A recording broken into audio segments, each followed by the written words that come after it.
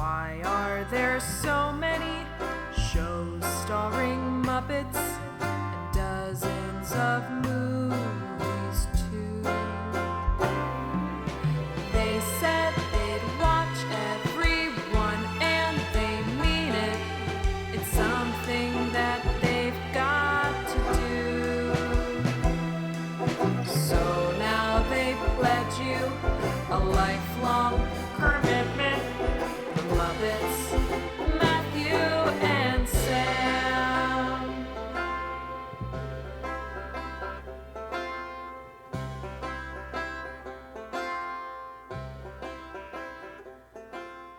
Welcome to Commitment, the podcast where two friends have vowed to watch all things Muppets. I'm Matthew Gatos. And I'm Sam Schultz. And this week we come to the end of an era. Once again, we are putting a Jim Henson TV series in our rearview mirror as we drive away with Joni Mitchell next to us from this impossibly large home known as Faffner Hall. That's right. We are here to discuss the last 4 episodes of the 13-episode series some like to call The Ghost of Faffner Hall. Those episodes are called, not that it could matter less, Discovering New Sounds, Music Brings Us Together, The Power of Music, and Anyone Can Make Music. Fuck off. For the very last time, fuck You off. could shuffle those 4, and all of them still work. Yeah, Music Brings Us Together could be the name of any of those. Yeah. That one even specifically. Discovering New Sounds, okay. Maybe that one is okay. Maybe. But the Anyone Can Make Music is a lesson I feel like we've learned 8 times on this 13-episode TV show. Yeah, that's true. That's true. The power of music. Shut up. If you haven't taught us that by now, what are we doing here? Yeah. That's why you got canceled, The Ghost of Faffner Hall. Oh, well, it is time to say goodbye to this weird show, Sam. And so I figured before we get into it, we could sort of give some final overall thoughts on our feelings on Ghost of Faffner Hall. And just, how do you feel now that it's behind us? So I watched, just a little look behind the scenes. It's been a long time since we recorded. So I watched all these 5 episodes. weeks, which is maybe the longest we've ever gone. Well, what about when you had a baby?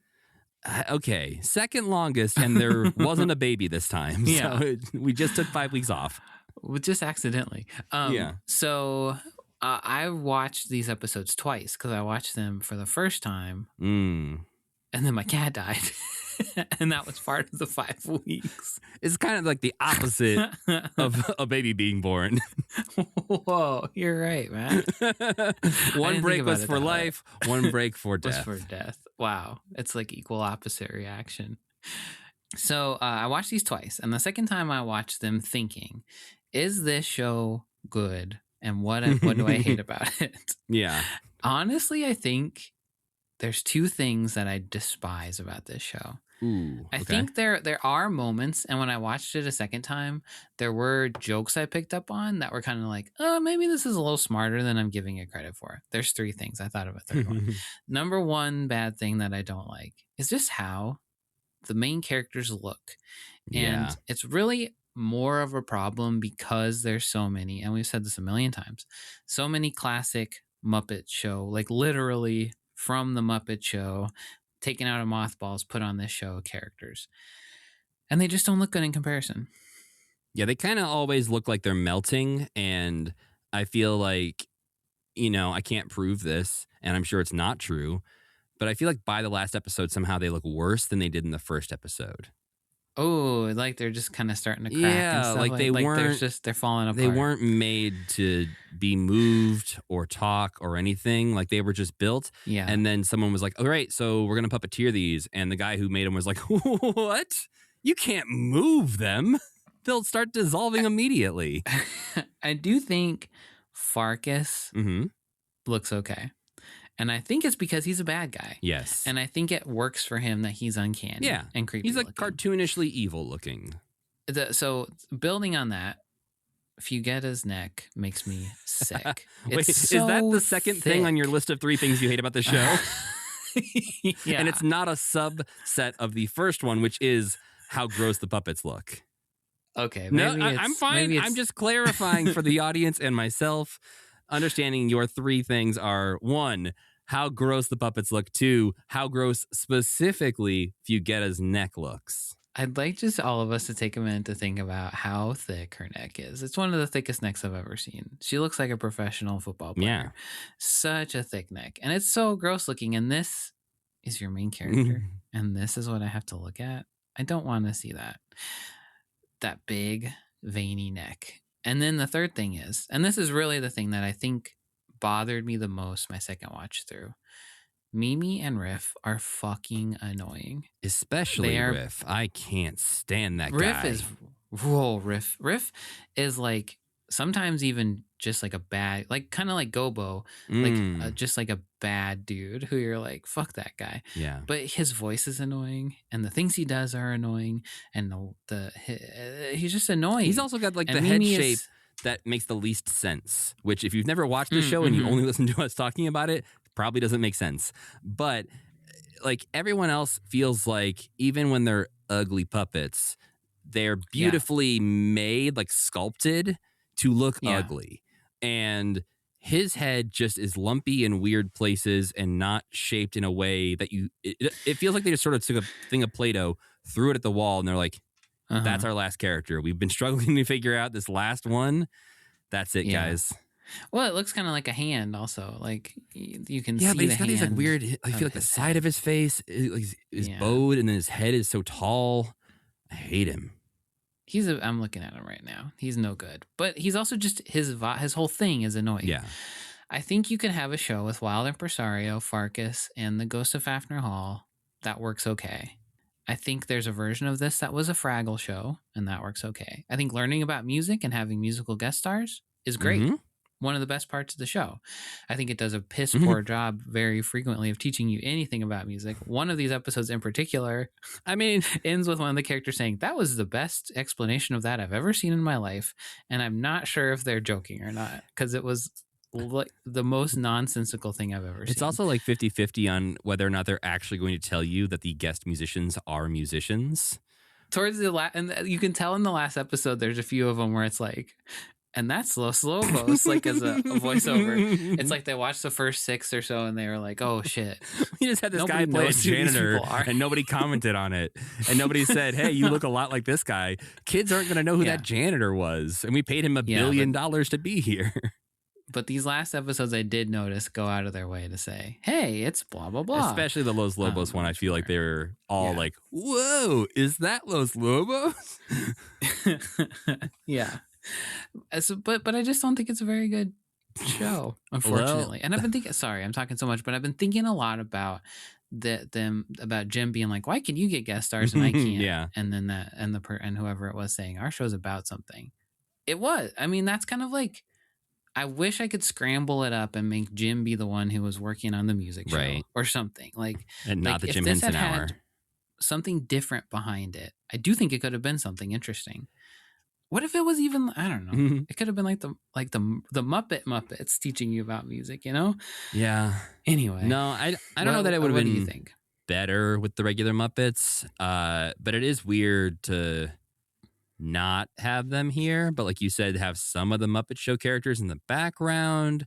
And so it feels like it's supposed to be in the world of the Muppets, but 99% of it feels like it could be Eureka's Castle or something. Like it just feels like a puppet show, which is, I think, the complaint I had in the very first episode we did about this is that it doesn't feel Jim Henson-y to me, and it doesn't feel like it even exists in this world of things that we're watching and discussing.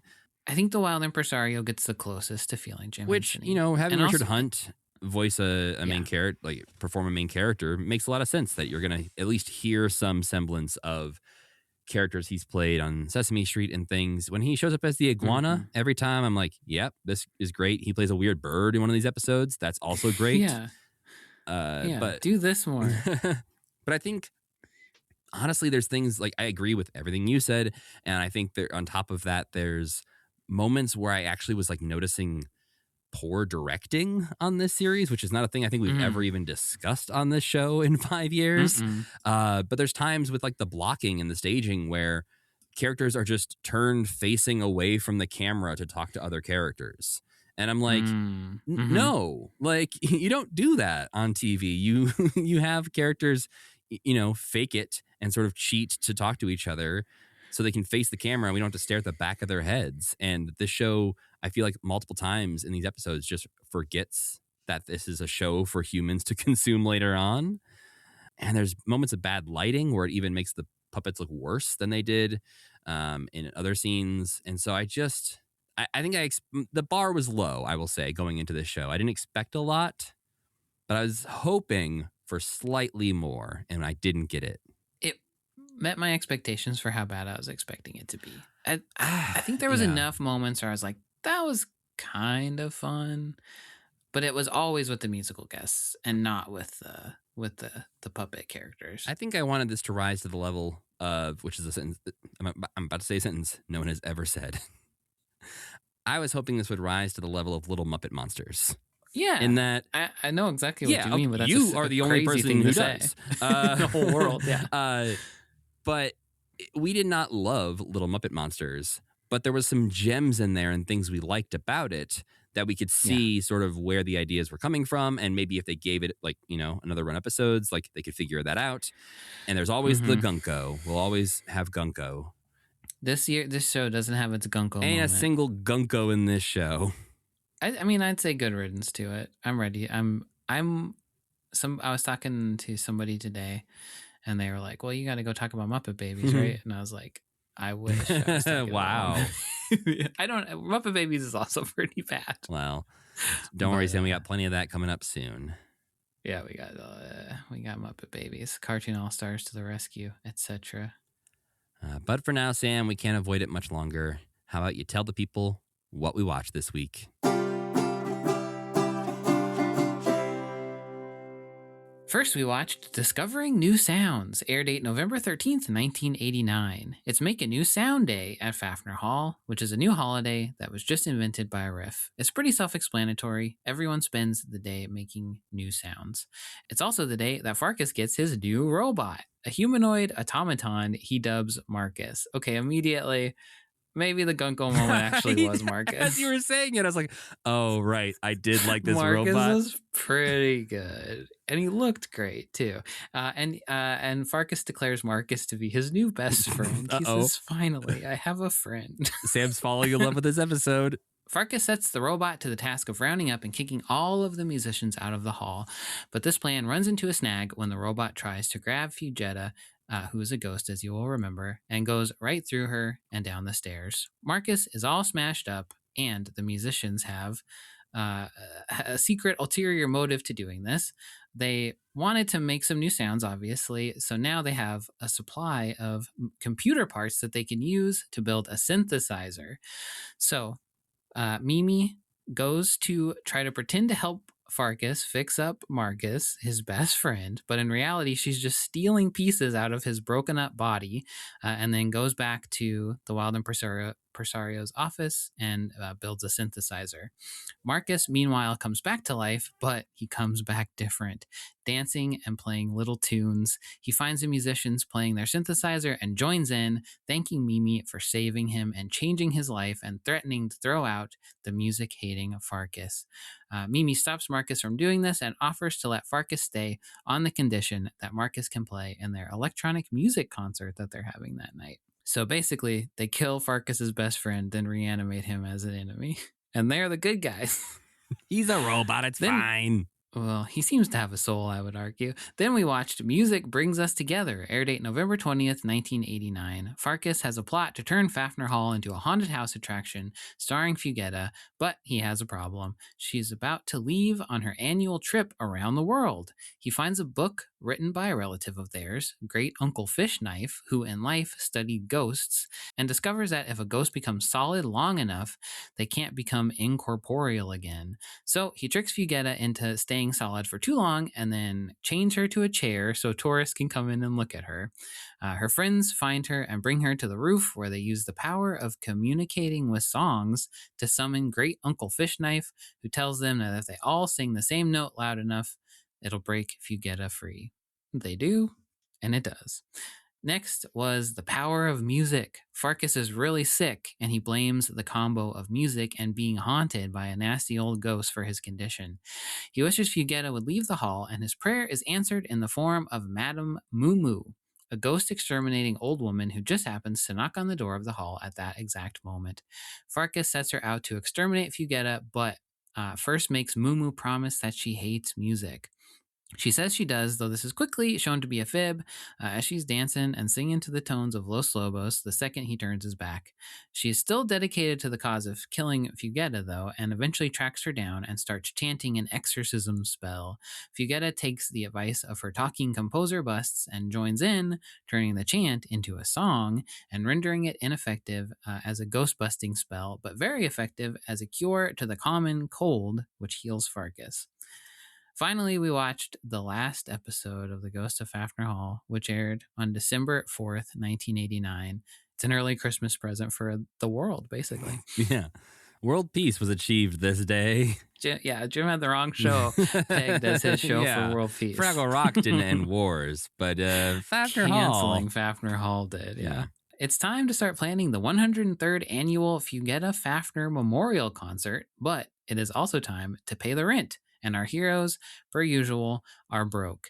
Farkas puts them all to work to make up for the missing rent and to sabotage the concert, but Riff literally just runs away to come up with a plan. This part annoyed me so bad. He not only runs away, Sam, he runs away and pretends to be a car for some reason. Makes really, really annoying cars. It's like they wanted to do like a high-speed chase, but couldn't figure out how to get them into cars. And so they just said, hey, what if he acts like a car and runs away? Makes some car sounds, and he does. After running away, Riff hides out in the basement where he meets a talking brick that tells him a story about a whole town in Scotland joining in song to save a dying queen, and that gives him an idea for a special memorial concert where there's no audience. The whole town plays the concert together, including Farkas. He tells everyone his plan, but Farkas immediately overhears it and vows to never make music. Unfortunately for Farkas, at this exact moment, Mimi hits the dinner gong, which somehow alters Farkas's mind. This episode, too many things, making him love to sing and dance. So he goes around telling everybody to make music, effectively saving the concert and volunteering himself to sing in the big number. Unfortunately, the number opens with a gong, turning Farkas back evil as everyone sings and dances around him, and we leave him forever trapped in his own personal hell. Would have been nice. Maybe they could have kept Farkas liking music. If they knew this was the last one, it could have just been like... It's wild that that's how it ends. It'd be like, gongs are banned from Faffner Hall. It's so close to being a good season finale. And if they gave it like 5 or 10 more seconds of something different happening, it would have been like, aha, yes, I feel that was an ending to a television show. At least it wasn't a living nightmare.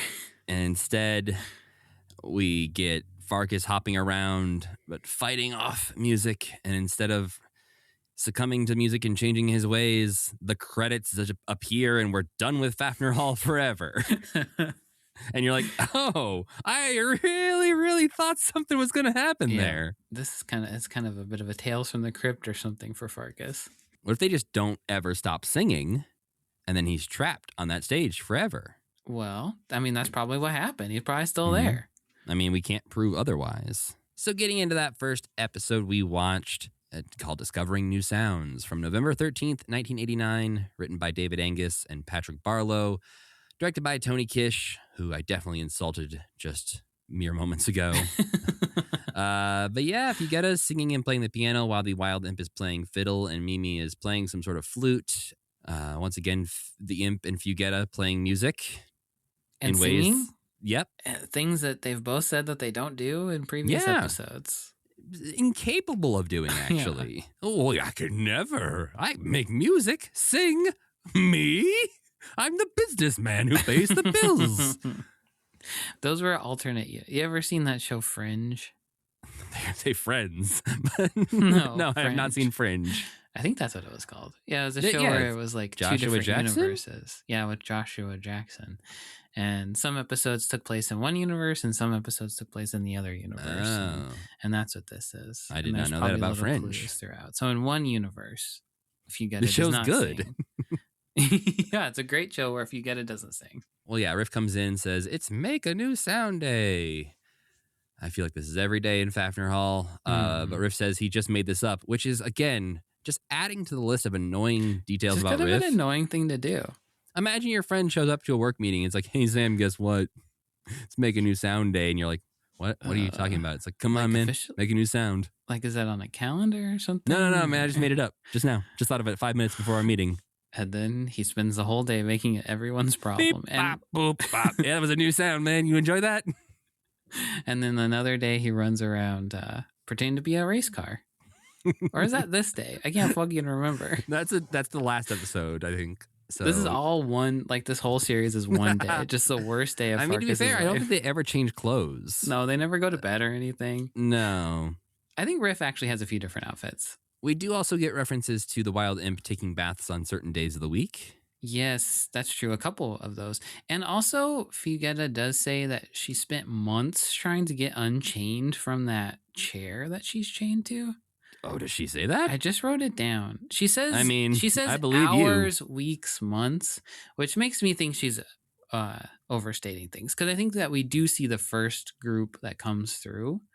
But right. I don't know. It feels like all the groups we see are all of the groups that came through the haunted house. I think that's right. Understanding I think of it. Yeah. Okay. So I don't We'll think get it was there. actually months. I think she was She's got a flair for the dramatic. She's being dramatic. That's right. Well, all of Riff's friends seem mildly excited about Make a New Sound Day, but also seem to be kind of phoning it in when they're telling Riff they're excited. I think I did write even down in this one that the Wild Impresario seems like he's phoning it in this episode. Yeah. Because he's even just like, yeah, it's the idea of the century. Maybe he's jealous because he I think didn't that's what have got it. me was like, Yeah. they sort of have a general like, all right, cool idea, Riff, whatever, we're on board. And you're like, I don't know if they are. And Yeah. then I think it is the Wild Imp says something about like, it's the idea of the century. And you're like, wow, you couldn't even, muster any energy to make that sound real. Like you can see Riff looking at him being like, and Wild Impresario, And? what do you think about my idea? What is this idea, would you say? Would you say it's a good idea? What of the century is it? Yeah. Everything here is something of the It's century, something of the according to you. century. Yeah. It's the chip of the century. Every chip. Ooh. That was the poop of the century. No, I was thinking that, Matt. For once, you said it. I got that late night after work recording Sam Oh, energy coursing yes. through my veins. It's Kermit After Dark. That's right. We talk about poop now. Well, of course, meanwhile, while they're all semi-excited, Farkas is once again annoyed by their noise making as he tries to open up a giant crate. Once he cracks it open, it reveals his very own robot that he has ordered from a catalog. And the goal of this is to throw out all musicians. And I will say, it's a very cool looking robot. He's so cool. He looks kind of like the gorilla detector from the Muppet Show, which to me has always been like just stuck in my head as one of the coolest looking objects ever. And he's got that great outfit on. When later on, when he's like hands are really going, he looks so convincing. He's just like, and he's foam, which is a vast improvement over any of the other ones.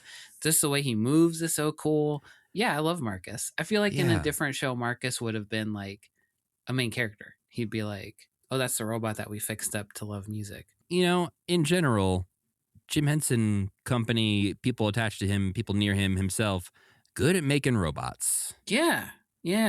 Like all robots since day one. You have like the coffee machine, you have, Sam the robot The on Sesame Street. Yeah, right. Every time they make a robot. Oh, the coffee maker one is pretty good, huh? Yeah.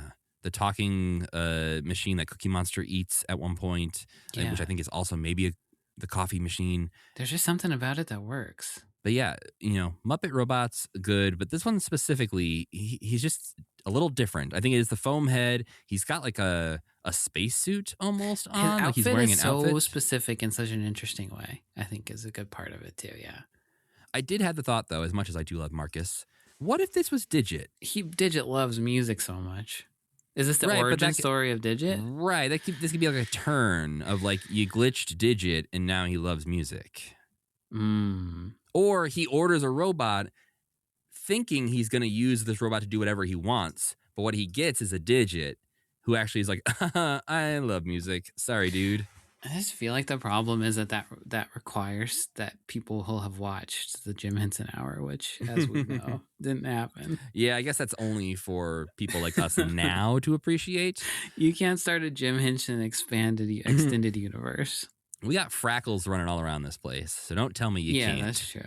That's true. We got one of Jerry and the Atrics out there. But Farkas does hug the robot and says, "I've got a friend. I've got a friend now." There are a couple lines this week that got me, and that's one of them. Yeah, this episode is actually good. I think this is the best episode of Ghost of Faffner Hall. I had that in my notes as well, Sam, that I think this is the one that I enjoyed the most. I don't know that it's doing its job, really, of teaching music that great, but yeah, it is good in some parts. It's not my favorite musical guests either. No. Well, he starts throwing around names, suggesting Darkus, Barkus, and landing on Marcus. I think Darkus would have been a pretty badass robot Darkus name. is pretty cool. If that robot had been named Darkus, he would have won. Darkus would have killed everyone. You cannot defeat Darkus. So Marcus heads out on his mission, Kool-Aid Manning through the wall on his way.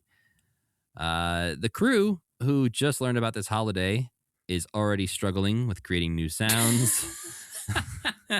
I feel like that's very common with them. Yeah, but is that they give up really fast. They're like, this sucks. It's like, you just decided to do it 5 minutes ago. You can your stop. idea. Yeah, just don't do it.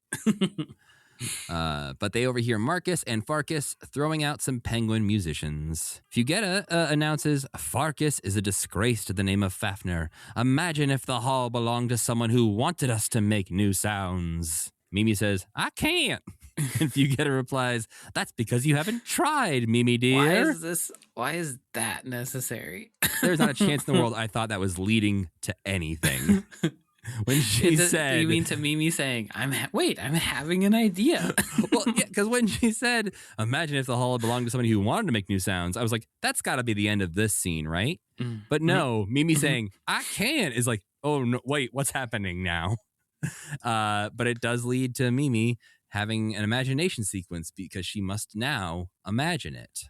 So we see Swiss musician Patrick Moraz surrounded by at least a dozen keyboards as he announces to us and Mimi that he is the director of Faffner Hall now.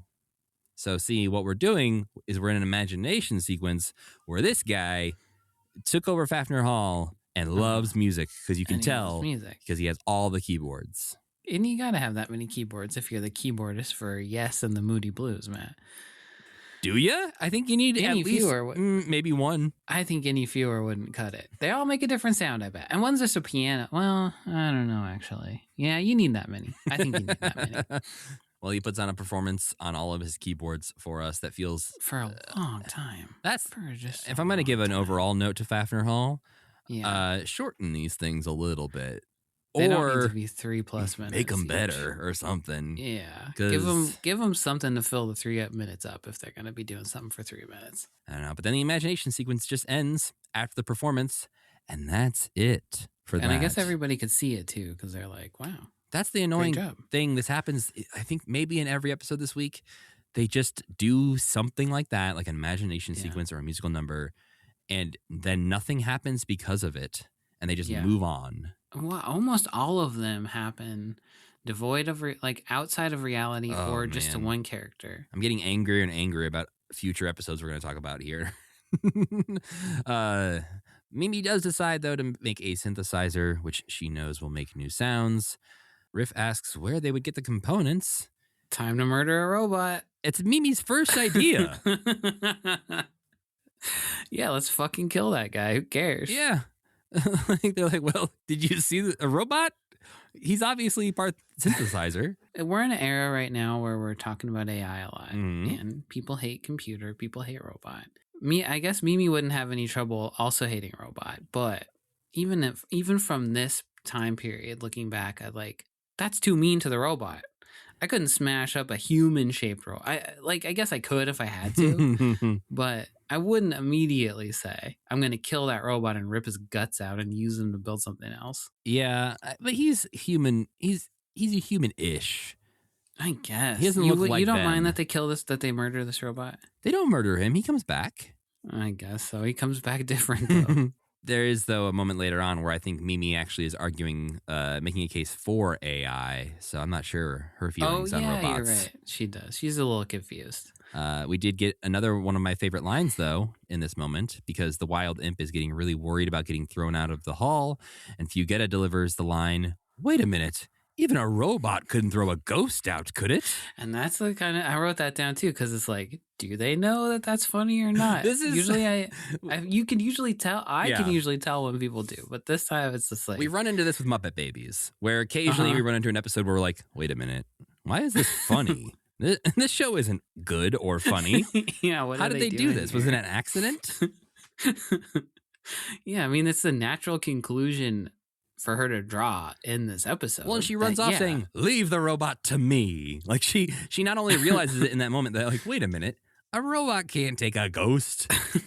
I mean, I would pay to see a movie of Robot versus Ghost. But it is like somebody drove past a grade school and heard two children arguing about this and then thought, "Great episode." I feel like we're also past the era of Robot versus Ghost being a marketable movie, unfortunately. I feel like Yeah, I think in the early 2000s that could have been when something. blockbusters maybe. were still around and you could have snakes on a train next to Transmorphers Yeah. on the shelf, I feel like you throw a Robot versus Ghost in there next to Sharknado, you're selling some copies. I feel like the Duplass brothers would have made it. I don't know why I think that, but it seems like it would have been a quirky indie comedy. Well, see, that's the horror. problem. Now it's good. I was picturing a really bad movie. I feel like somebody watched Pacific Rim and was like, let's do that, but with ghosts. And they're like, what do you mean? It's like, make Ghost big. Oh, wow. Well, that's the Stay Puft Marshmallow. There we go. It's Stay Puft. It's Ghostbusters meets Pacific Rim, Sam. What I'm asking for is $10 million to make my dream come true. Sharks For 10. you know what? Sequel? Robots versus Ghosts versus Sharks. Oh, I meant the Shark Tank I know. Sharks. Okay. I'm sweetening the pot here. We can have Mark Cuban voice a shark. For I'll eat 10% of your body. Oh, wow. They got to get us on Shark Tank, Sam, if that They show got to still get exists. us somewhere, Matt. If nothing else, what has this all been for? They got to put us away. Yeah. Well, if Fugetta shows up to taunt Marcus and Farkas, the only downside about Marcus, talking about him and Farkas in the same sentence, is annoying. Marcus and Farkas. It's so cute.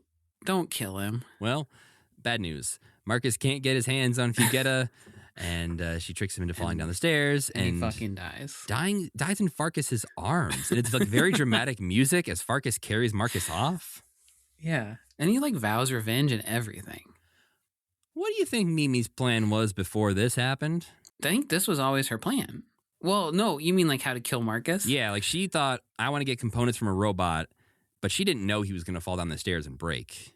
I was just going to go out there with like a big wrench and smash him up. She's American, Matt. She has a gun. She just shoots Marcus. And Riff's like, whoa, I'm not too sure about this relationship now. Much more aggressive than I thought. That's her making new sound day. Everything's an instrument. Even Hey, this. Marcus, here's my new sound. You ever hear the sound of a bullet going through a robot's skull? No, nobody's ever heard that before. That's actually. right. Boom. Well, unfortunately, that's not what happens. Instead, Farkas is trying to fix the robot but can't figure out how. Mimi and Riff wander in to say they'd be happy to help Farkas. This is gruesome. Well, we also learn that Mimi knows a lot about robots. Well, isn't she bullshitting? Or does she actually kind of Sounds like fixes she them? knows what she's doing. Like she knows what to steal to make a synthesizer, at least. That's true. And she does, maybe she does fix him while she's stealing from him too. Like she knows what She's to like- take to like let him Yeah. function, but not fully. Because she patches him together into a music-loving robot Mm-hmm. on purpose. Who's to say? It seems like it would be something that would be very hard to do by accident. So they steal the components. Marcus is broken. Instead of throwing out musicians, he's now programmed to make sounds they've never heard before, which is quite convenient. Well, you could tell AI that. You could say, make a sound I never heard before. I think you'd break AI if you did that. Well, I think it would make like a bird sound and be like, Yeah, you ever heard that bird? done. Yeah. I bet you ain't heard that bird. No, I've actually heard that. Nah, you ain't heard this bird. This is a good bird. New bird just made it up. It's called a sparrow. Invented a new guy. It does seem like another case for Faffner Hall, I feel like, has this problem where halfway through an episode, they often solve the problem. Like, they both stopped the robot that was trying to throw them out of Faffner Hall, and they have a device that will create new sounds. Yep. End of episode. Then they looked down at the play bar underneath the episode and said, fuck. Oh, we have There's another 8 minutes left. Febreze ad to play on Tubi today, so we got to sell some more advertisements. But they do decide to combine the components and a flugelhorn noises to make a synthesizer. Somebody says, how does synthesizers work? It's Fugetta, who knows nothing of music. Oh, yeah. Well, she's from the past. She's been here forever. Thankfully for her, the wild impresario has, quote, the answer of the century. Which the perfect VHS cassette with how a synthesizer works preloaded into the thing. The wild imp, I'm realizing, is that guy who still has his physical media collection and really wants to show it to you. Because he has a VHS tape of Thomas Dolby to tell us all about synthesizers. He tells us to think of a synthesizer like a fly in a matchbox, which is confusing, but it does lead to us getting to see a puppet fly in a box. I feel like it's going somewhere until you see the puppet fly, and then it kind of goes off the rails. Because it's like, I guess I could see what he's talking about, maybe, except because he's like he could have explained it in a way that made sense, but I don't think he did. So. Because I think there is something to that idea of there's like an infinite number of sounds happening when a fly is buzzing in a box. And if you shake it, there's more sounds being made. And they're also not sounds you can recreate or ask to be made. Like, it's just sort of like, that's the way synthesizers work a lot of the time, is you kind of like, it's jazz, baby. And you just hope you land on something you like. But, I don't know. I kind of like the fly puppet. Well, it loses yeah, I think it's cute, but it's also forgets that it's supposed to be like, if on SciShow Kids, like I wrote the script or something, they'd send it back and be like, hey, you forgot to teach anybody anything. And I'd say, oh yeah, you're right. I guess I did. I guess I'm having too much fun with it. It's just all metaphor, which is the problem. And it doesn't explain why the metaphor works. Yeah. Yeah. I mean, it's like a it's like a Muppet Show sketch that goes wrong, except it's supposed to be an educational show. Yeah. And then at the end, you don't actually learn how a synthesizer works at all. I do kind of like this guy. I think this was okay, but it was just funny at the end where it was like, oh, they're just getting ready to explain the mechanics of it. And then the little fly pops up and it's like, oh, actually, they're just jerking us around. And it also takes forever, too. Of course it does. It's a musical number on Faffner Hall. Well, Mimi is now convinced after watching that VHS tape that she can make music without playing any instruments. And this is where she says, musical instruments are extensions of the body, and this here computer is an extension of the mind. I just type in information, and it turns into music. All right. She convinced me. Sam is pro AI now. No, I think the difference is what you were saying earlier about the synthesizer makes nigh unrecreatable sounds sometimes, or like it really is an instrument. It's not pulling information from the wealth of human history, nor could we even comprehend of something that could do that back then. That's why I think it's a disservice to say I just type in information and it turns into music, because it's not really what synthesizers do. You had to know how to like program shit back then, or like how electricity worked. Yeah, there are settings and wires you can move around and buttons to press that change the settings. Do you know a lot about synthesizers, or are you just good at pretending like you do? I know enough from watching Andrew Wong YouTube videos. Oh, okay. But no is kind of the answer. Like, you're sounding very authoritative. I know what synthesizers are and how he uses them, but I could not begin to use one myself. But I know that But you could tell somebody else how to do it. Yeah, they're very modular, and he can just take things out and swap in boxes and plug in a new chord, and it just makes a new sound. And it's like, okay, I don't know how that really works, but I can understand that it did work. Right. Well, Mimi hits play on the computer on a new composition that no one has heard before because the computer made it.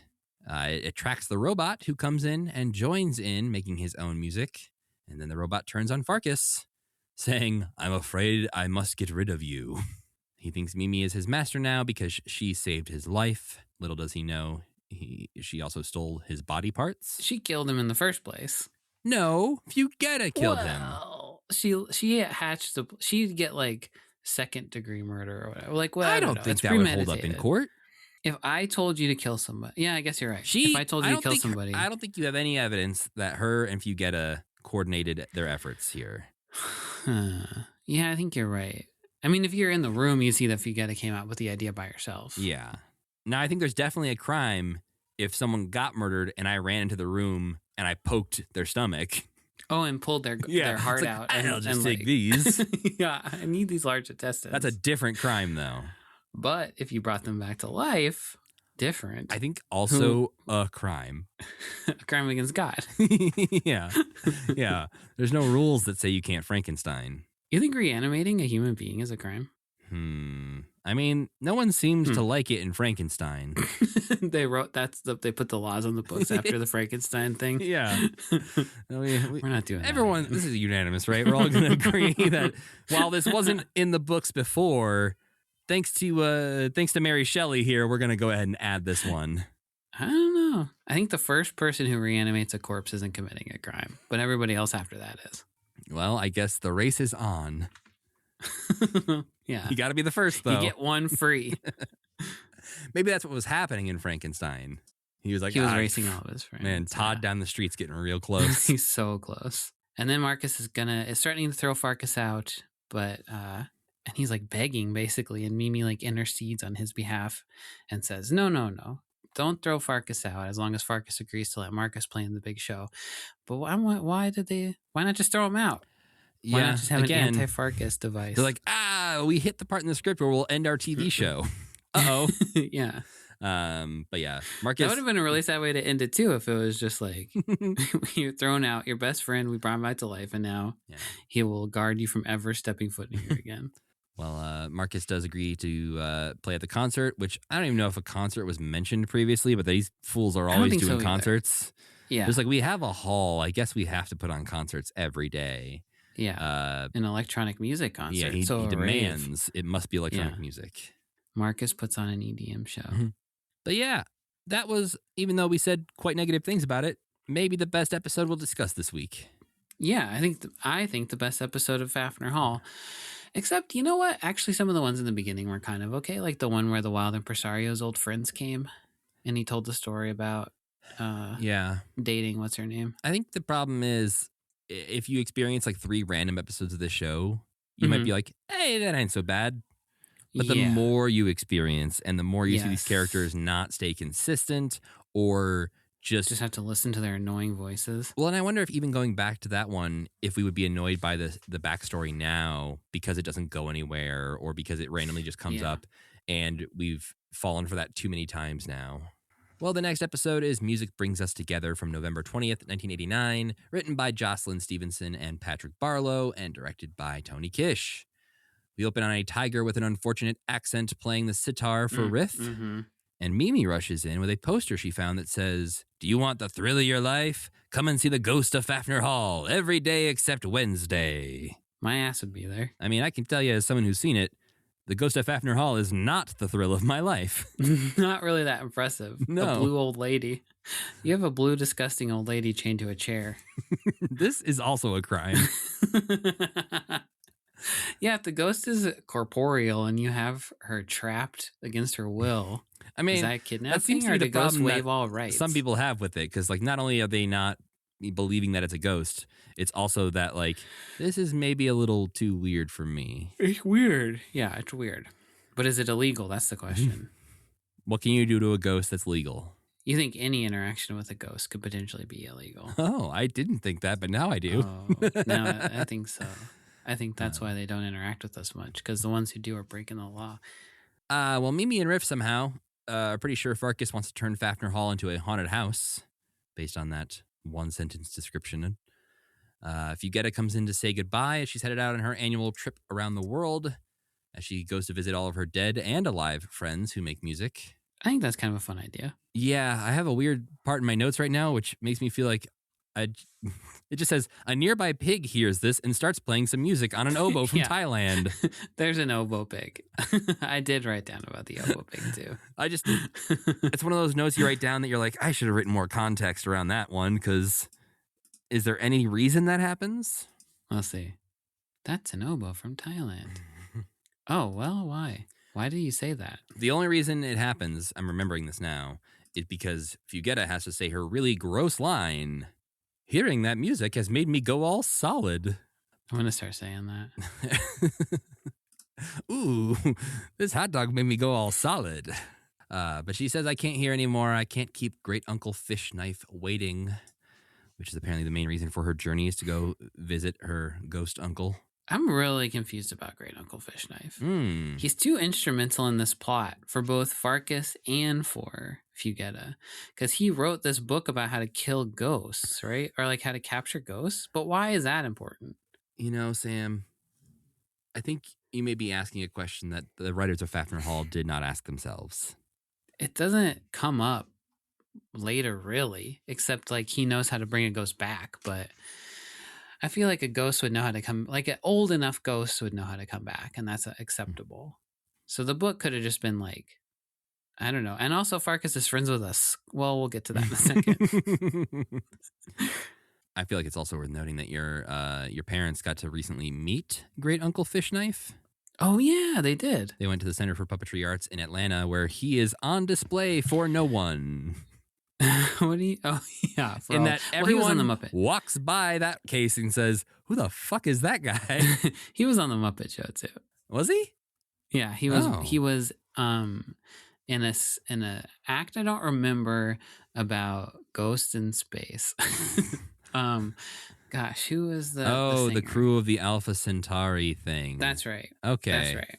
Oh, so he's one of like the 50 ghosts in that? Yeah. Okay. So he's a Muppet. I'm sure that they say his top billing is this guy was on the Muppet Show. What singer was it? Crystal Gale. Yeah, with Crystal Gale. Even then, that's kind of pushing it. But it probably doesn't say he was Great Uncle Fish Knife. And maybe if it does, it's like the last sentence of his plaque. But yeah, he is there. My parents did go. They said they had a great time. So jealous. They got to see Splurge and all of our other friends just hanging out. Mm-hmm. I will say, I'm looking at a picture of Great Uncle Fish Knife at Center for Puppetry Arts. His plaque says, Great Uncle Fish Knife, performed in the Ghost of Faffner Hall by Richard Coombs. That's his main billing. Yeah, underneath it says... I guess he has a speaking role. Yeah, I think it's because of the sort of the level of role, because underneath it says the puppet was originally performed as part of the crew of the Alpha Centauri for the song We Must Believe in Magic on the Muppet Show, before appearing as Great Uncle Fish Knife. So I think because Great Uncle Fish Knife, like you said, is a speaking part and more important, he gets featured. Named, I suppose, too, and everything. Wow. I think he's a cool looking guy. Yeah, he feels too Muppet Show, though. Like, how is that guy related to Fugetta? When he and Fugetta fly away together at the end, it's kind of like, do we think there's a quality disparity here? Do we think these puppets are the evolved version of Muppets? Oh, we've had this conversation before. Oh, no, man. have we? Yeah, because we've seen the genetics of the girl that Wild Impresario used to be be in love with. Right. Yes. Her husband's felt and their child is felt. Right. Maybe? Or was their child's skin? There's some, remember. we all did this class in biology. In high school biology, you all do this little chart, figure out the genes. So somebody want to help us work this out for the I think it's puppets. a Sphinx cat kind of situation. I think all Muppets look like that underneath If you shave them. If you shaved Fozzie, he would look. That feels believable. What if you shave Kermit? Oh, and then there's always the question of like, we think that baby Kermit's slimy. Sam's running away but from the question, I don't think adult folks. Kermit is slimy. What if you shaved Kermit?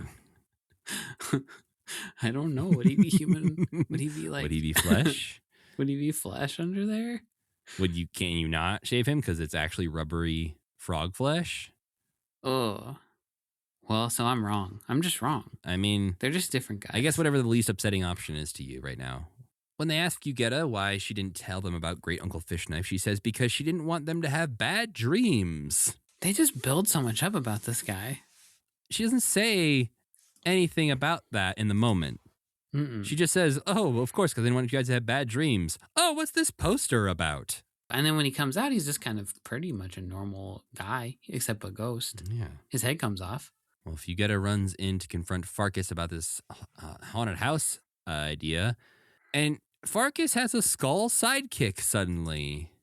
His friend is a skull who calls him boss. This is Yorick, not the Sam and Friends one, but the Muppet Show Yorick, who was in a Shakespeare sketch with Christopher Reeve, who for some reason is here now. And, Sam, I'm just going to say it. You could have a way better haunted house, Farkas. With the talking skull, you're right. Who is your friend and wants to help you. And you could say, hey, would you sit on this pillow and go boo at people? Yeah. And he'd say, absolutely. You're paying Hey, me, boss, I'll no do it." problem. Yeah. But instead, he needs to yeah, trap you're a right. ghost. Wow. Oh, man. I love that he's friends with this skull. And he's got two friends now. He's got a robot. He's got a skull. Put the skull on the robot. Badass robot. Yeah, that solves everything. Yeah. Well, yeah, he's mastering the dark arts, Farkas is. We learn that Farkas is reading Great Aunt Flossie's book, trying to figure out how to trap a ghost. But she wrote it with Great Uncle Fishknife. Yes, I think they were married, is my understanding. Yeah. That's that is my assumption, yeah. I guess. There's no guess there's no information They proving could have been that. siblings. Yes, Great Aunt Flossie and Great Uncle Fishknife could have been siblings. Regardless, together they somehow wrote a book, coincidentally, about how to trap a ghost. Not knowing that they'd spend the rest of their lives with their immortal souls. I mean, like the rest of eternity trapped on Earth. Unless all of their relatives were ghosts. Every Faffner becomes a ghost. Yeah. But only one ghost is allowed to haunt Faffner Hall at a time. So maybe the ghost before does the right thing and leaves Faffner Hall. Sam? What? We're at the end of the show. We don't have to logic it. We have all of the answers that will ever be had. Okay, you're right. There will never be more information provided to us about the Ghost of Faffner Hall. There's no point. It's dead. Yes. You're right. Well, then he plays a little tape for if you get it. Yeah, because apparently the way to trap a ghost is to play music, which will then keep them solid. And then if you play it long enough, they'll have trouble dematerializing, because if they stay solid for too long, they have trouble going back to being a ghost.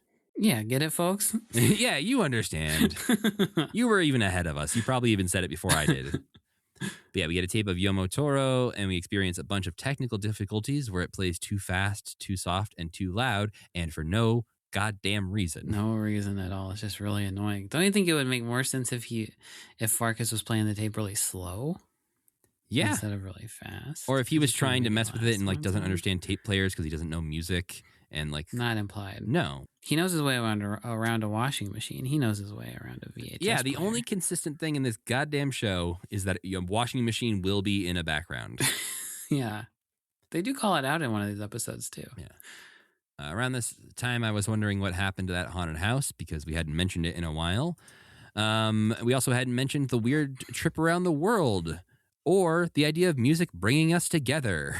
And we're only 5 minutes into the episode. We've learned a lot. Yeah. We've got a lot of threads going. And it's not sure which ones will be important, but right now we're learning about weird tape glitches for some reason. Mm-hmm. But after the tape, Fugetta is having some trouble dematerializing, and Farkas seems to have won for now. My first thought immediately was, well, his haunted house is going to fall apart because now she's not a ghost. She just looks like a blue old lady. She's not going through the walls or anything like that. But he chains her to a chair, as we've mentioned. The wild imp wanders in to visit Fugetta. I do like that they're like, we can't do anything about this, but we'll at least visit you. So the wild imp brings in a letter from her friend Steve Toure, a trombonist who is actually still part of the SNL band. Oh, wow. But in this world, he's maybe in Hawaii. We don't really get Or something. clarity on that. Maybe on vacation. Not really sure. Maybe sells seashells by the seashore? Yeah, he definitely Yeah. does in this. Steve sells seashells by the seashore.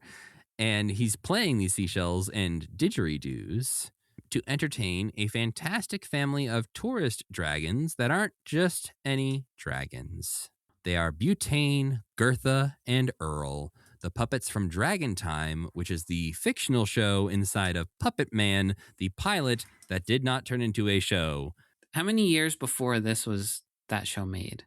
2 years ago. It was in Oh, that's 1987. it. Oh, okay. So these guys are still pretty fresh. Yeah. We talked about it back in October 2024 with Patrick Kottner, which was a very fun episode. Yeah, it was. I'm assuming that shiver That was was a for good how one. long ago it was and not That was a Patrick long time Kottner. ago. Not Patrick Kottner. That was great. That was a fun episode. Yeah. But Well, it's showtime. The haunted house is open, and the first guest we see also includes another old friend of ours, Sam. You didn't mention that we're with Richie Tura for a fully 5 minutes. Steve Tura. So, Steve You Tura. spent 5 minutes with the man and couldn't even remember his name. No, I couldn't. That's right. But yes, it is. That is when we're at the end. It's like, at the end, they say, like, your friend, Steve Tura. Yeah, remember? But yes, we are with him for way too long. And Forever. really the only shining light is that he seems to be enjoying himself. And he's a better Yeah. actor than most of the other musicians on the show. Yeah. And we got to see our Dragon Time puppets. But as I said, those were not the only friends we get to revisit with this week, Sam. There's a family who walks in the door to this haunted house, and the mother leading her daughter around is a repurposed, rebuilt Gladys the Lunch Lady. Oh, wow. Her teeth. I recognize them mouth. anywhere. Her mouth. And then she's got one of those like a creepy Muppet baby, like a baby band baby as a baby. So this is a bad family. This is two of the worst kind of Muppets from the Muppet. Is Bobby Muppet Benson Show. the dad? No, Bobby Benson has never had a child. Bobby Benson does not father his own children. That he knows of. The little girl rightly points out that you can't even see through this ghost. Yeah, bad ghost. I think I wasn't sure up until this episode if not being able to see through her was just like, we're supposed to pretend like she's still incorporeal, even if you can't see through her in these moments. But she is fully touchable, I suppose. It seems like, yes, once she's solid, she can touch and interact with things. I mean, she's tied to a freaking chair, so... Yeah, and she's rocking it back and forth and going through the house. So yeah, you're right. If you get a scoots away down the hall, bumps into Yuzu door, as you do. Everybody in the show's hanging out in the basement. It is odd how much of this, for a seemingly multi-floored building, so much of the show takes place in a creepy basement. Is in the basement. They're always going to end up in the basement. What's Farkas doing up there? He's taking over the whole thing up there. Maybe that's right. He forced him down into the basement. He's just doing top down. Yeah. Top floor, just washing machines. Well, throughout a lot of this, Fugetta is going on and on about music bringing people together. And even Yuzu falls asleep as she's talking about it. That's another one of those don't do that in your TV show kind of moments. Don't betray how boring this show is right. Yeah, and the central concept that you named your episode after. Yeah, and even if it's a joke, it doesn't really land that well either. Yeah. But he suggests working out their problems through music. Oh, yeah, you're right. It is her saying music brings us together. Yeah, and he's like, okay. Couldn't even stay awake through that. And so he offers up the solution of just maybe work out your problems through music. Yeah. Which is kind of what she was saying. Yeah. And the only solution any characters have to any problem in the show. Yeah. So Fugetta scoots away. And what I will say is an impressive piece of puppetry. Sure. Her in that chair. Yeah. The chair's great. I'm just picturing Louise Gold like in this chair. Mm-hmm. Like this thing is like built over her as she's puppeteering this scooting ghost lady. Well, Fugetta wants to scoot outside for a breath of fresh air, so they take her out to the roof. But it's showtime once again downstairs, and this time there is no ghost. But back on the roof, Fugetta is trying to call out for Uncle Fishknife, and Mimi is like, well, if music can bring people together, maybe a song would bring Uncle Fishknife. So they just start singing his name over and over and over. And damned if it doesn't work, though. It does help Farkas also find them on the roof because they're being loud and annoying. Yeah, right. But suddenly I'm getting to be on his side. They're annoying. They got to get out of here. But suddenly out of a thunderstorm appears great Uncle Fishknife, the best character on this show, I think maybe by far. Yeah, he is really cool. He's a much better ghost than the ghost we have to spend all of our time with. Yeah, he actually knows how to be creepy. Uh-huh. The first thing he does is call out Farkas for thinking about capturing him. And when Farkas is like, how did you know? He responds, I can read your mind, you creepy little greaseball. Now get lost. What a brutal, brutal line. You can't. I can read your mind, you creepy little greaseball. Now get lost. I guess he can see all the stuff going on in his head, so he knows better than anybody how much of a creepy little greaseball he is. I think that's another thing that makes this show not feel very Jim Henson-y is that it has a bad guy. And that's... It just, and that makes it feel more like a Eureka's Castle. I don't even think that show had a bad guy. Well, and, you have a J.P. Gross who can be defeated week, by week as he shows up. But he's not there every week. And if they had to deal with him every week, it would get annoying. Yeah, definitely. Also, Gorgs, mostly bad guys. By the end, they're not, though. Yeah, Junior especially, obviously, Yeah. comes around. Yeah, he's brought about world peace. So the solution they come up with is to get everyone in the world to sing the same note. Yeah, Uncle Fishknife tells him that's the way that you shake loose ectoplasm. Of course. How could I forget? But what's funny is they tell him, like, oh, that's impossible. We can't get everybody to do it. And he's like, oh, okay. Then we'll just do it ourselves really loud. People up here should do it. What? Yeah. But I just love, again, you've introduced this problem. Yeah, you made this up. You're the one who says everyone in the world must do this for this plan to work. And then you go, well, then we can't do that. And it's like, yeah, no, obviously. Yeah.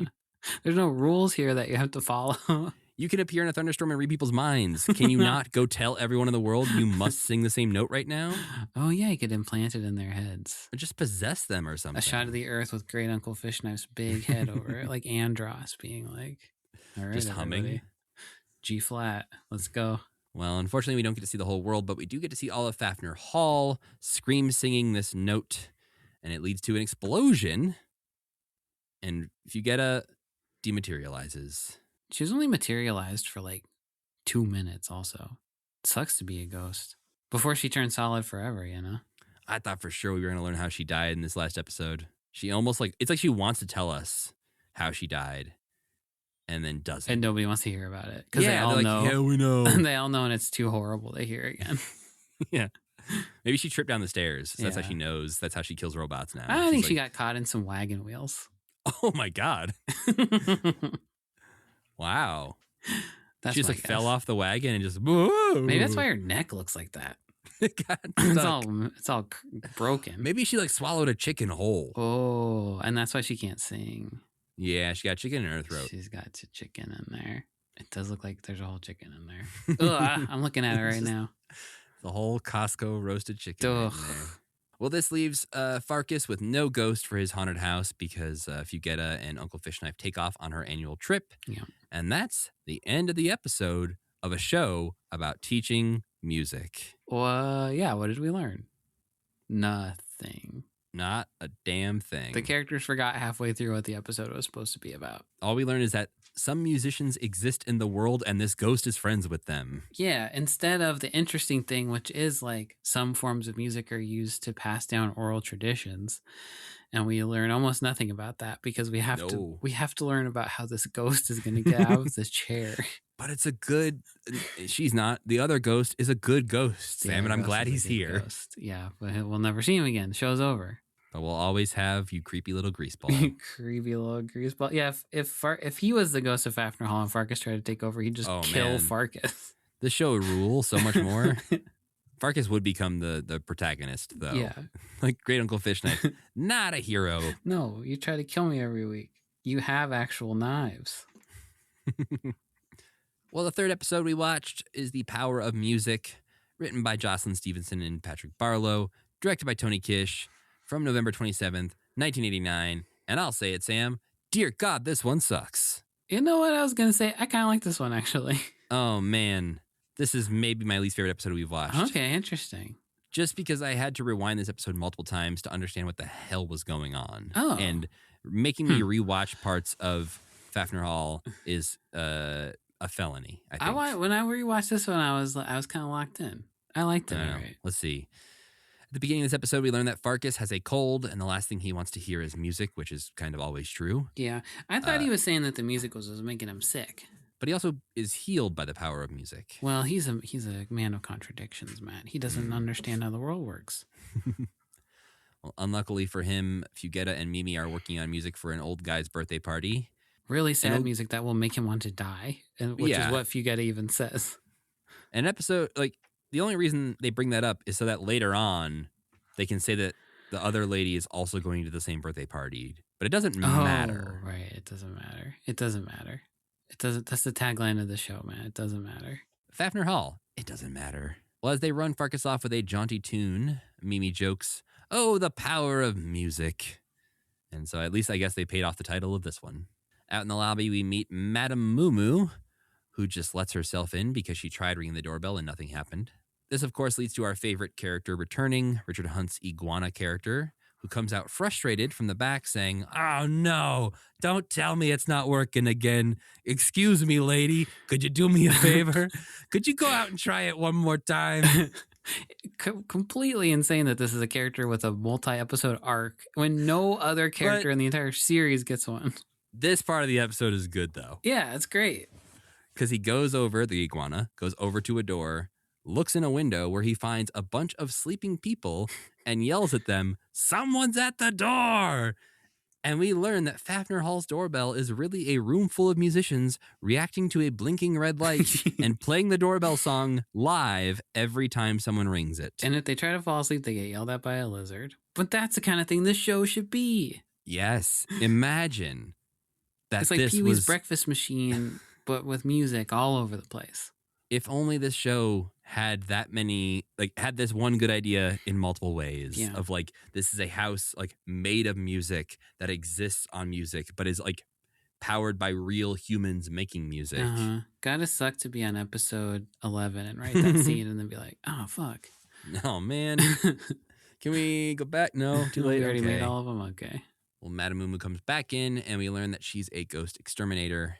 So, of course, Farkas wants her to do her job. But she does love music. That's the unfortunate thing. She also likes music. Yeah. So this is, Sam mentioned earlier, the two conditions he has. You must get rid of the ghost, and you must assure me that you hate music. You didn't like Madame Mumu? No. I liked her. I thought she was a good character. This episode devolves into a level of chaos that I don't enjoy. Oh, okay. Maybe that's the problem. And there's a lot that happens in like a 3-minute chunk that I just felt lost in a way where I was like, I'm done. You've lost me in this. But she does reject music and says music has no power over me whatsoever. So they go ghost hunting. We learn Fugetta is named after her great-great-grandmother. So, little lore drop. You can add that to your family tree. I think I probably did already, Sam. 5 weeks ago you did. Yeah, back when I first watched this. We also get a lot of rules just being tossed around here as Madame Mumu tells us that the ghosts with names are harder to get rid of than anonymous ones because names have power. Something that feels like it would be important. To the episode eventually and is not ever. Yeah, you're right. Even though it's repeated essentially by riff a couple of minutes later. Yeah, right. I do like that Madame Mumu is not like a phony and that she actually can like fucking kill ghosts. She does have the power. We get to see later on, Fugetta is like, you can't kill me. And then she almost does. She's like, actually, I can easily kill you. Here we go. It's like they wrote last week's episode. We're like, okay, but what if Fugetta got really solid? And they're like, all right, check. Now, what if the opposite? And they're like, all right, that's another episode. Thanks, guys. We did it. It's like the same conversation as the can she beat a robot? It's like she's fighting Can she beat an old lady, though? Yeah, she's doing a lot of battling in these episodes. They're testing the power level of Fugetta.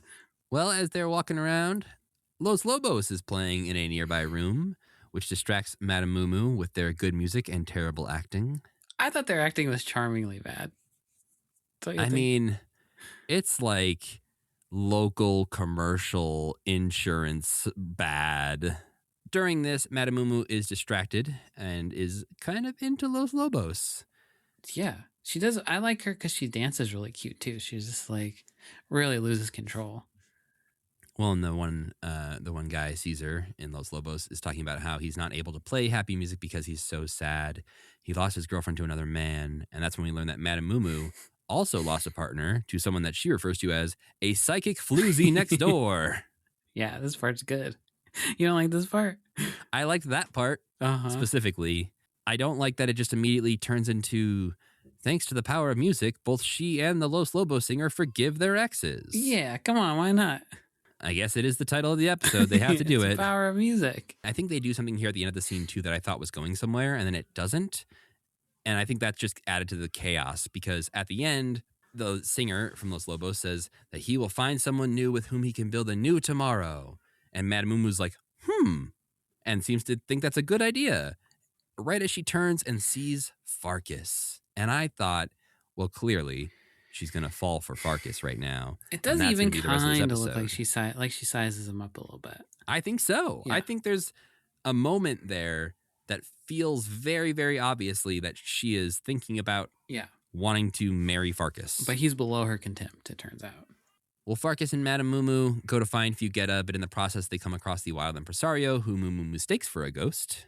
I do like that she yells at him, "Prepare to die again!" That is a cool thing to say to a ghost. Yeah. I'm going to write that in my Ghost versus Robot script. Yeah. Farkas corrects her and shows her Fugetta's painting on the wall as reference, and they take off again to find the real ghost. But during this, Farkas and the imp get to trade some good put-downs. I like when they are mean to each other. I think they have They feel like equals, I think. Yes, that's a good character dynamic, I think. Like most of the time, Farkas is either picking on a weird dead relative or children. And so for him to like find an equally matched age and intelligence, I'd say, man. Yeah, that's a good point. Yeah. Because he calls the wild imp, "You imitation of an overgrown stuffed tomato." Uh-huh. And the wild imp calls him, "You undergrown imitation of a stuffed turkey," which is less good, That's not I as will good. say. Yeah. He was thrown off by how good Farkas's was. So the wild impresario tells Riff and Fugetta about This is where it broke me. Because, you have some plot lines going on here. You have Fugetta being hunted by Farkas and Madame Mumu. And, that seems like it's a pretty compelling thing to focus on, right? There's a lot going on there. We got a whole 10 minutes left of the episode, though, Matt.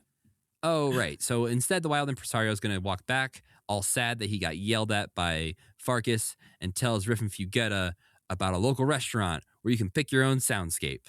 Why does this happen, Sam? So they can burn 4 minutes. Because this is when Riff reminds us, because when Wild Imp is mad about getting called names, Riff reminds us that names are sounds, and sounds have a lot of power. Oh, okay. Which, if Go you away, remember, Riff. to just a couple of minutes ago, we learned names have power on their own. Okay. But now we're learning that's not why, though. Names are sounds, and that's why they have power. So we're learning a different lesson about names and power. What is the lesson? Oh, no. That's it. That's the end of the... Oh, okay. That was the lesson. Got yes, it. names are sounds, and sounds have power. Okay. Which somehow leads us to the wild imp telling us about how he booked a table for 2 at a restaurant that lets you pick your own soundscape. With a bunch of annoying guys in it. That Fugetta really wants to know who he had sex with. Well, I would too. This guy does get laid a lot more than a lot of other Muppets do, I think. Yeah, I don't know how he got Joni Mitchell, because he's pretty much an idiot, I will say. He's got that certain something. He's in the next episode, he's cooking a soup and he puts a sneaker in it. Oh, well, maybe he's a grouch adjacent. He's I a could see shaved that. grouch. Oh, shaved grouches are impresarios. Yeah. All right. He does kind of have Oscar's orange hair from before he turned green. Oh, no. I don't like that idea. Well, at when a all. grouch gets too clean, he turns into one of these skin guys. If you shaved and washed Oscar, he would look like the wild impresario. Is what we're Yes, saying I think here. all of these skin guys are cleaned up grouches. That's why they're all so a little nasty. I guess if you slapped fur on them, they would be less upsetting. I think so. I think if you gave Riff a colorful nose and made him purple, then he would just look like a monster. For some reason, we get this long musical cafe scene where the wild impresario is supposed to be bringing a woman of his dreams to the restaurant, but we never see her, nor do we see anyone else in this restaurant. We just see a waiter who keeps switching between accents for some reason, who introduces the Como String Quartet, who is a comedic quartet. He's one of them too. That's part of the joke, Matt. I read about these guys because I was like, of them? I was like, these guys are a comedy act for sure. This is already something that they've done a million times. And then I looked it up, and it's a quartet. There's 4 of them. One of them doesn't play any instruments. They're a wacky bunch of guys, Matt. Let me tell you what. I bet they're still out there playing the circuit. Let's see. What do they call it? Como? The Como String Quartet. I bet we could get tickets. I'm looking them up. They have bad SEO because what you mostly get is string quartets you can hire at Lake Como, which could be useful information, I suppose. A couple of years ago. I haven't been there recently, Sam. Yeah. I missed my chance. They could have played the love theme from Star Wars for you. Well, yeah, it doesn't seem like these guys are doing much today, or at least they just have terrible SEO. But it's pretty much this and one other TV appearance that shows up when you search them. The world moved past the need for a comedy string quartet. It did feel like a college improv troupe, or what's the word for people who sing without music? Acapella. Acapella. Like a college acapella group. Yes. But they were like, I guess we could hold instruments. Well, Mumu and Farkas find Fugetta. Mumu starts chanting, and Fugetta says she's unaffected, but then she starts to fade. So she stops time, which she has only done maybe once or twice before, but is very useful. Yeah, she's done it. Yeah, maybe like 4 times. But she once again returns to her composer friends who are there as busts to sort of talk through what she can do in the situation. And they suggest fighting fire with fire. When Mumu chants, chant back at her and try using music. Oh man, this is the moment I wrote my notes. I'm suddenly glad the show was canceled. Oh, I like this episode. I thought this part was cute. Oh, for some reason she paused time, started talking to the bust, and I could not have cared less. When you put it like that, it's pretty. I'm not trying to convince you. No, this episode, this show just has so much going on where I do forget that she has all these superpowers that she can pause time and talk to ghosts in busts. Imagine if she had used that at any other time where she was being tied to a chair. Well, what would it have done for her? Nothing. She would have just been tied to a chair forever. No, before, as she's about to be tied to a chair. And then she could have like hit Go Farkas over the head with a bottle and leave. Yeah, you're right. Yeah. She could take him up to the roof and drop him. She unfreezes time right before he splatters on the ground. You can see it coming for a second. Oh, no. Yeah. Well, after she unpauses time, some birds come in singing, which causes Mumu to join in the singing as well because she actually does love music. Everyone else in the hall also joins in, singing a pretty good, creepy, haunting, yeah, it's like a good haunted mansion kind of song. Yeah, but this works. Fugetta is back to solid, which she wants to be this time. Yes. Farkas gets upset because Mumu was actually really into music, but somehow this chanting also cured Farkas's cold, and they credit this to the music. So the episode just ends there. The episode's over. I was trying to make more of it, but that's really just the end of the episode. Else to say. They go, cured your cold, and he goes, oh, well, fuck you. And the show ends. But we do still have one episode left to talk about, Sam. No. It's called Anyone Can Make Music from December 4th, 1989, written by David Angus and Patrick Barlow, directed by Tony Kish. At the beginning of this episode, the Wild Imp has called a meeting of the Society of Far-Sighted Fanatics who mean to restore a love of sound. I hate the good guys in this show. I think that's what it is. They're so annoying. I feel like this is also like the second time they've done this kind of joke of a society or a name for their group. It's the same one, and they did it like in the first episode, and they haven't mentioned it at all since now. Oh, it was the same name at least? Mm-hmm. Okay. I thought it was a new one. But yes, this is him, Fugetta, Riff, and Mimi, the 4 people. The guys who always hang out together anyway. Yeah. It'd be like if Sam and I had this, podcast, but also we're friends, and then we somehow decided we also need a name for our friends group, but it's just us 2. Right. We're here for the meeting of the Society of the 2 guys who record commitment. It's like, well, you didn't have to sing a whole song about it, did you? But yes, the name sort of stands for Sofa, Sofa, me, Ray, Lo, So, or whatever like that. Something like that. Yeah, they skip some of the words conveniently. Yeah, because they're annoying and they're losers and I hate all of them. But how else could this show end? Of course, they are doing an episode about putting on a concert. But not just any concert. This is the 103rd Fugetta Faffner Memorial Concert. And now this was also kind of funny because the Wild Impresario is like, it's the only concert where the person that's in memoriam to is still around. Yeah. Oh, I like the idea of putting on a 103rd Memorial Concert. I'm more annoyed that Fugetta is so, demanding. She's kind of being an asshole about it. Yeah. Throughout this episode is right. You must memorialize me. It's like, we've done it 103 times. Years. I mean, that's so impressive that your life would be remembered that well. Farkas shows up to collect the rent because I still don't understand how this building works. Yeah, in the last episode, you can't introduce the economics behind it. But they have no money. They very quickly just tell him. So Farkas is going to put them to work and cancels the memorial concert. No, putting them to work sounds roughly fair to me, but don't But I know. thought they were also already doing that. I feel like Mimi has made dinner before. I feel like before Farkas showed up, she was the cook, and now she's mad about having to be the cook. I don't know if I'm imagining that, but I just feel like they've had jobs before that it Yeah. felt like they were doing things to keep the house tidy. Well, Riff declares that they are going to give this concert no matter what Farkas says and takes off running while doing car sounds. oh yeah, he just runs away. That's the solution to this episode. And Farkas chases after him, and Riff loses him, which was apparently his goal.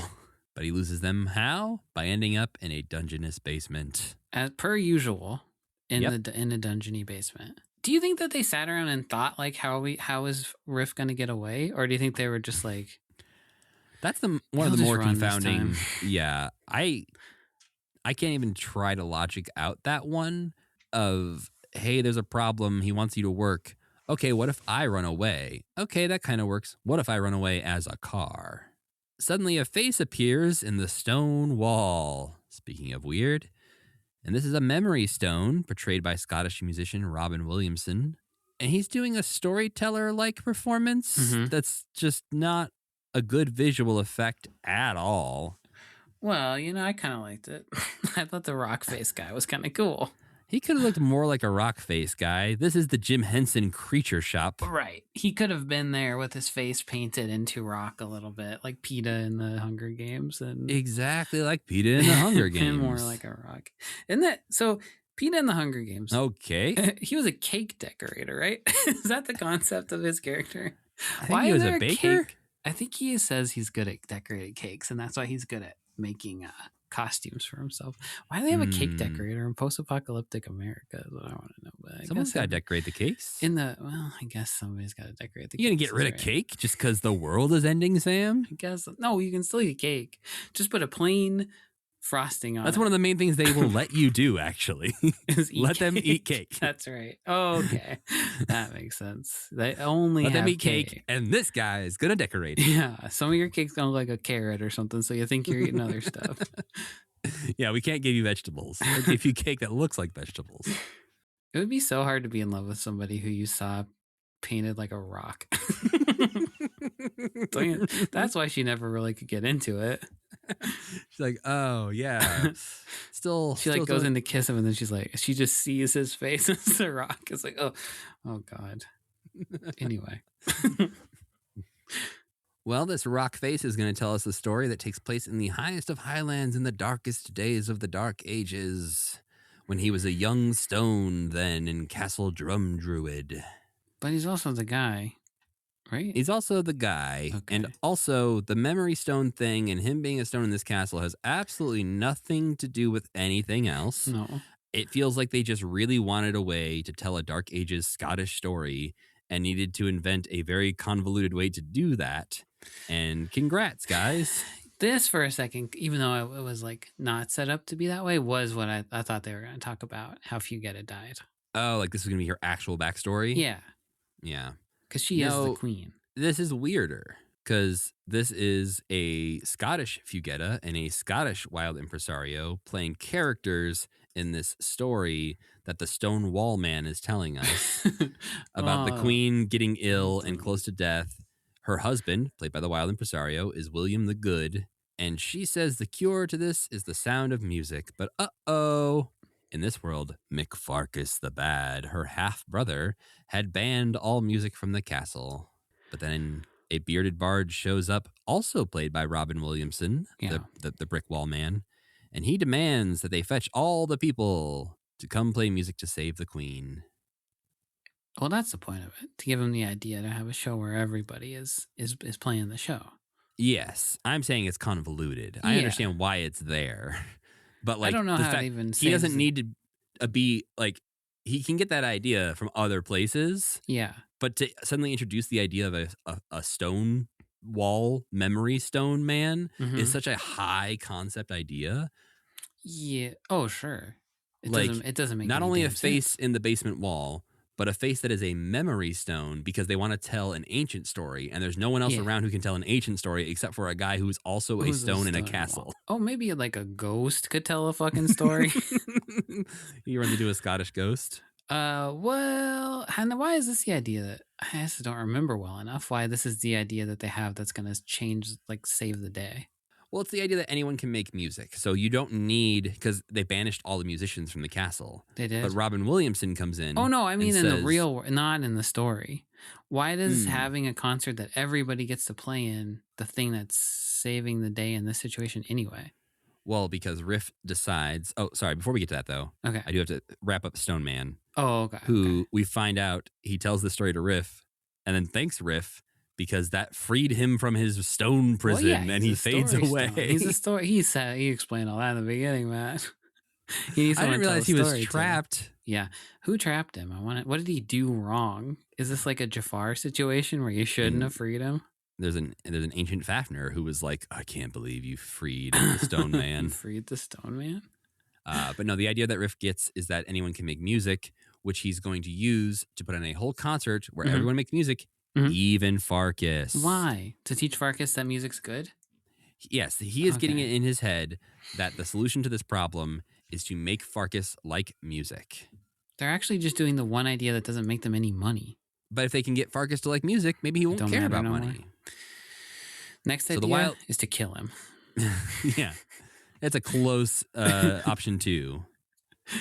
That'd be a fun last episode of the show if they were like, and if this doesn't work, next episode, we'll kill him. Yeah. I still have that robot around here somewhere. He was out for blood. Yeah.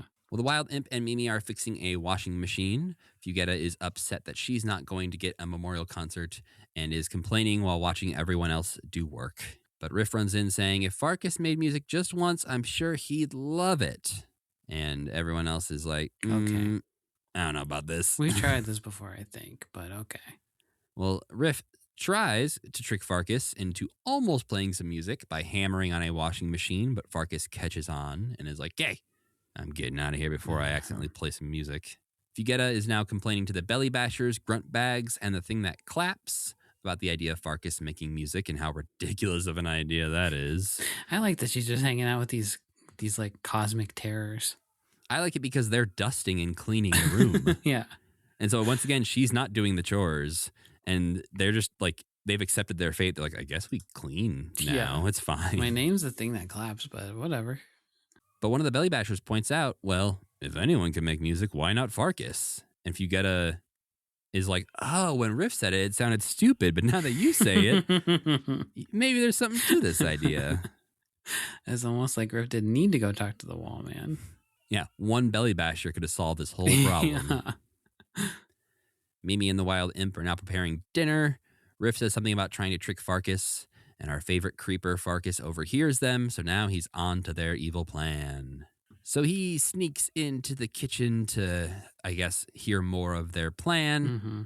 He hides behind the large dinner gong right as Mimi rings it, and this is the hit that seems to have damaged his brain.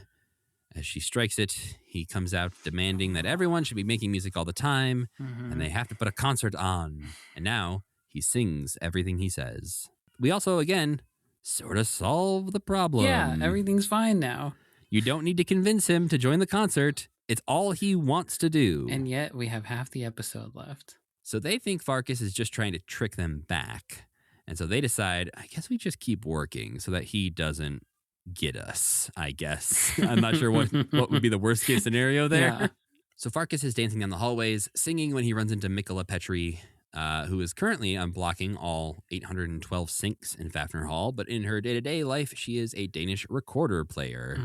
They almost seem like they got something going on, huh? I did not get that vibe. I think in another universe, these two could have fallen in love. I think this is a meet cute.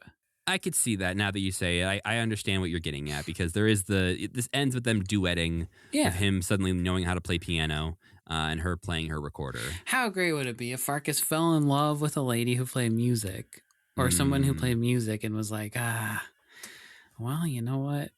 If I have to choose between hating music and having sex, I choose having sex. An actual end to this show that might make more sense. Yeah. Well, she at first similarly doesn't trust Farkas that he actually wants her to play, but she gives in, plays some Yankee Doodle Dandy and Greensleeves for a minute before actually switching over to playing impressive recorder music. And they end in a duet.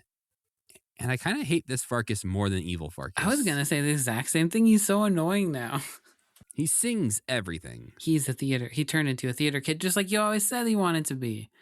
That's the thing, is He's a I feel like performer inside. they almost do the thing we pitched that they should do. Yeah. And they couldn't quite pull the trigger on it. Farkas is walking down the hall. Fugetta jumps out yelling boo at him, which seems a little simple for her. Look, it's the last episode. Yeah. But she tries to scare him into not stopping the concert, which he's like, yeah, no, I'm not going to do that anymore. And she's like, I did it. I've solved the problem. But She could jump out with like a baseball bat or something. Maybe that would be. No, she just runs and goes, boo. Yeah. But then he launches into a vaudeville number, which is definitely something we speculated he should do, comparing it to the Statler and Waldorf number on The Muppet Show. Absolutely. And Fugetta has a surprisingly small reaction to this. Instead, she just runs off to tell the others that, like, hey, guys, I convinced Farkas to let us put on the concert and to sing a song in the concert. Wow. She's very persuasive. The song he sings is called Anyone Can Make Music. Mm-hmm. It's the song they sing back to him at the end to try and convince him that he does actually love music, which you would think in a normal television show would work. Nope, but not this one. This one's evil. Yeah. This time they just believe Fugetta. They didn't believe Riff, but they believe Fugetta that this is going to work. And they're like, all right, no, I guess it's not a trick anymore. And then the audience gathers for the concert, which seems to just be for people who were already here. Well, it's everyone in the whole town. It seems like a lot of familiar faces, though, who just are usually hanging out around Faffner Hall. Well, it's a really big place. It's the number one economic driver of the city that they're in. Well, we see an audience of 12 in this hall. You're right. It's not that impressive. And the wild impresario brings out Farkas to open the concert. But, oh, wouldn't you know it, Mimi rings the gong. He snaps out of it, confused about being on stage. And so the audience is like, well, I think we can still get him. There's 27 people in the audience, Matt. So it's better than you're saying. It's not that many for a place that has 1,100 rooms. Yeah, that's why they don't have any money. The audience starts singing at him, encouraging him to sing. He tries to kick them out, and they all refuse. They launch into the song, Anyone Can Make Music.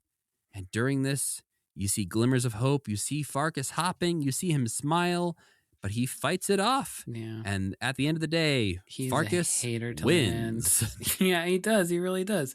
He's going to keep making their lives miserable. And that's it, folks. That is it for the Ghost of Faffner Hall. Good riddance. We are done with it. We can move on. Today, when I was getting ready, I was taking a shower, and I was in the shower thinking, I'm glad Faffner Hall's over. I don't think I've ever genuinely thought that about almost any other thing that we've watched before. And it was only 13 episodes, which is kind of shocking. Felt so long to me, though. Yeah, like it feels like that 13 episodes took us a really long time to get through, and it's just not true. Nope. When every show starts with that theme song, though, that alone feels like it's one Muppet Baby in length. Like we started Faffner Hall like 3 months ago. That's it? Yeah. Oh, yeah. It feels like we've been doing this since like halfway through last year. You know what? It's so like us, Matt. Probably indicative of a lot of stuff about our podcast that there just a whole bunch of news came out about Rock and Roller Coaster, and we didn't talk about any of it. Instead, we talked about the Ghost of Faffner Hall. That is a very us thing. We're not talking about it until we ride it. I'm spiteful. They should have invited me to be on it. They did not. They should have let me do the please put your seatbelt on thing. You're too quiet. I could be loud for that. Hey, you back there, put your seatbelt on. What are you trying to pull? Not that seatbelt, I hope. Well, you pull it once on the yellow strap. Actually, yeah, pull on the yellow thing. You're right. Yeah.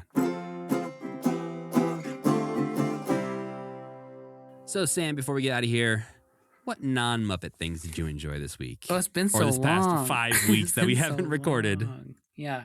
Well, one reason that I couldn't be here, besides my cat dying, was that I went to Chicago to see They Might Be Giants play 3 times. You've traveled so many times since we last recorded.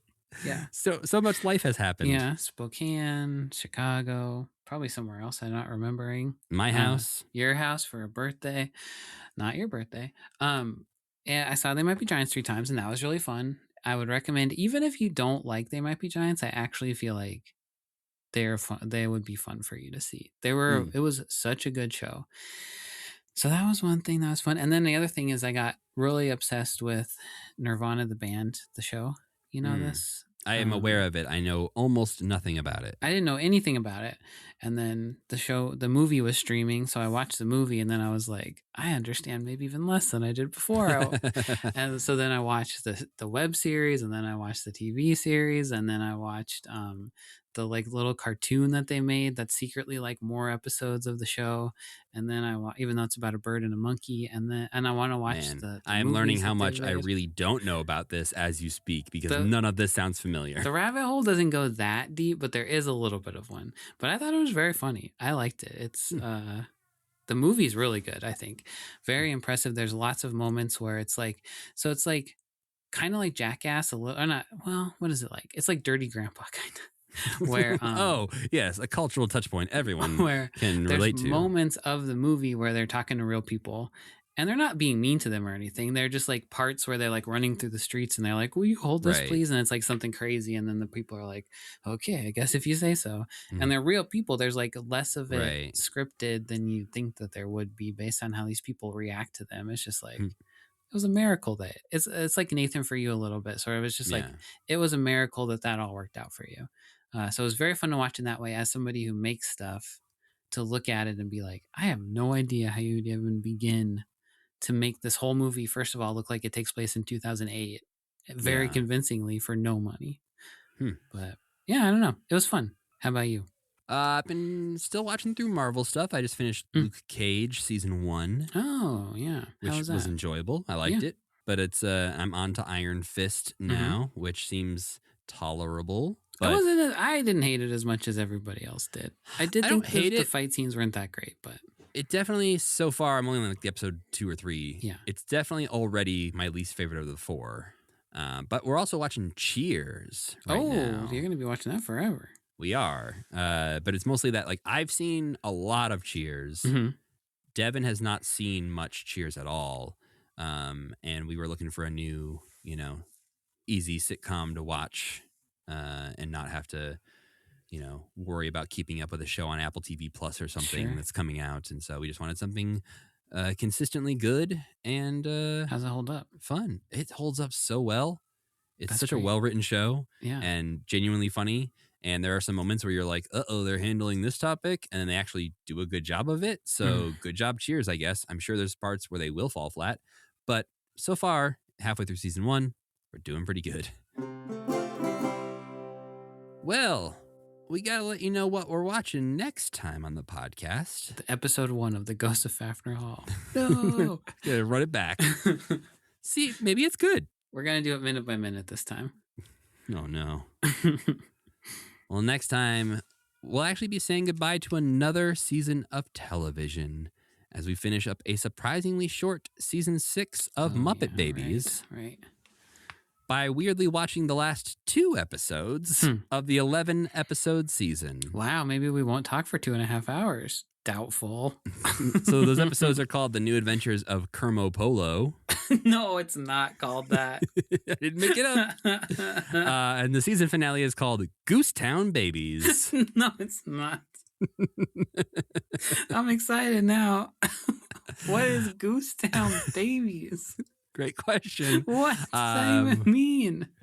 But don't worry, Sam, I'm not letting you off that easy because we've got some other November and early December 1989 things to watch, including another Macy's Thanksgiving Day Parade. Oh, great. The Muppets appearing on 50 Years of Television, A Golden Celebration. Kermit appearing in the Disney Parks Christmas Day Parade. And Miss Piggy showing up in something just called the Disney Christmas Special. Wow, okay. That's exciting. A little Christmas in almost July. Yeah. Definitely June, though. So we got to thank our friend Tuna for making the music for this podcast and Cassie Wilson for singing our theme song. Don't forget to go to commitment.com for all commitment needs and rate and review this podcast while you're listening to it on whatever platform that is, whether it's YouTube or Spotify or Apple. I'm sure we're nearing some big milestone that you can help push us over the edge. Yeah, one of those things. If you'd like to get in touch with us, you can email us at mail@commitment.com or follow us on social media at commitmentpod or at commitment.com on Blue Sky. You can follow me at Matthew Gatos. And I'm Sam Schultz. And as always, keep believing. Keep pretending.